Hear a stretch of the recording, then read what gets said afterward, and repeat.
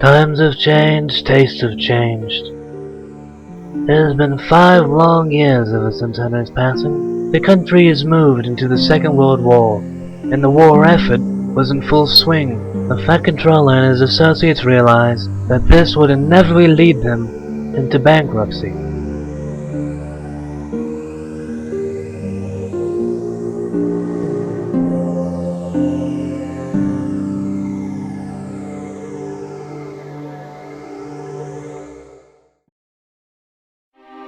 Well, gentlemen, I have noticed from these figures that the revenue has gone down lately. I know in the last 20 years I have been working on Sodor that we have never raised prices unless inflation demanded it, and the demand for rail travel has increased in the last decade. What do you presume is the culprit? Well, sir, ever since the unfortunate passing of Henry, and seeing as you sold those other 2 engines to Doncaster, the sales have gone down in spite of limited resources to supply transportation. Well, the only alternative to filing bankruptcy is to invest in another engine. But sir, that will lead us to bankruptcy. It's risky, but what other choice do we have, gents? I'd much rather go out knowing that I've tried my best to show improvement, rather than giving in like a ripe pillock.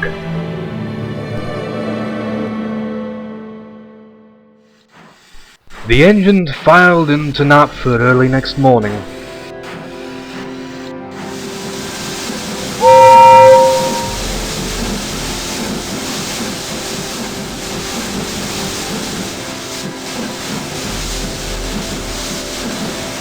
Right, we're all to show up here for what reason? There's not a passenger in sight, and I'm still tired. Shh, we didn't come here to hear you complain for what that's worth. Oh, sod off, you little blue rat. Oh, here's the Fat Controller. He must have called us here. Oh, joy. Right, sorry to call you all here so early, but as you all can tell, the railway's not doing so well financially. As a last resort, I have called you all here to greet our newest member to the railway. Granted, he's coming all the way from Stratford and Greater London, but he left last night and should be arriving sometime in the next few minutes.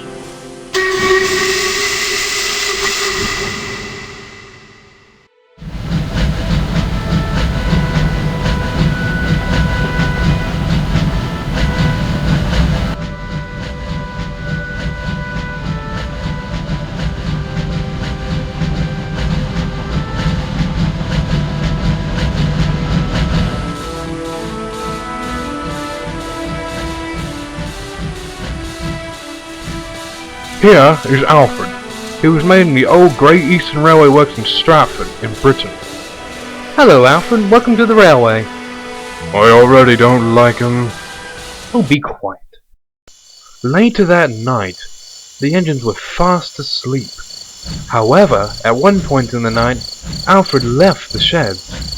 This awoke Gordon, who then fell back to sleep. I've got you now, Henry. This gunpowder will ignite you before you reach wealth.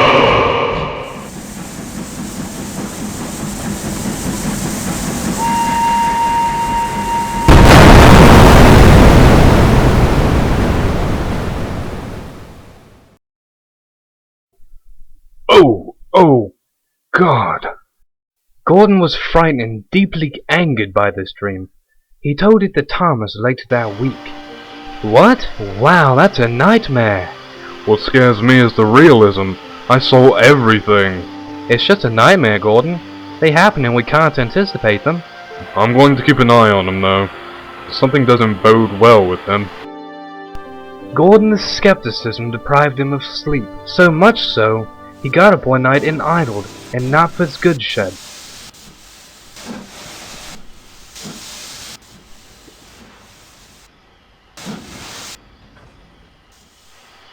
Alright, you can stay here. Perhaps you can get some sleep now. I'm going home. It's rather late. Alright, driver. Gordon then noticed 2 figures on the station platform. One was Alfred and the other was indistinguishable. Wait, driver, come back. It's been several years ever since Henry's, accident. It's come to my attention that the gunpowder is arriving soon.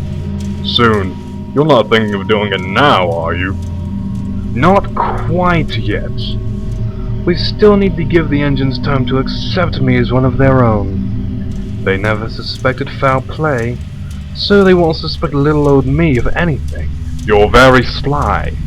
We better leave now, it's almost light. Good idea. Good night, my brother. Gordon thought it best not to talk about what he had heard. The next morning he and Alfred were double-heading a special to England.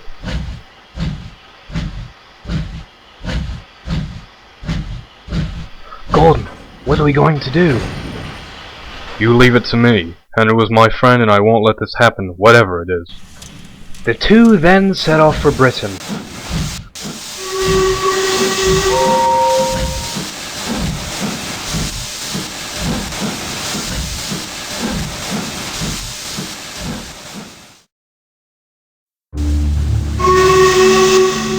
Gordon felt nervous, yet hatred grew inside of him as they went along.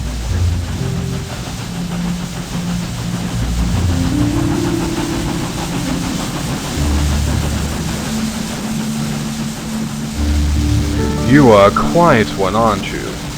I'm just tired is all. Barely slept last night. Gordon's driver perked up. Gordon grimaced as he felt Alfred's buffers go cold.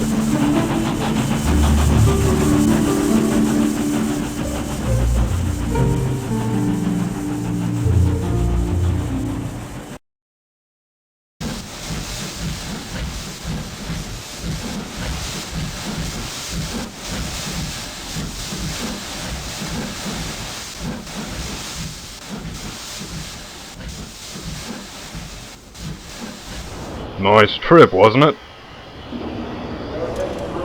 Alfred said nothing.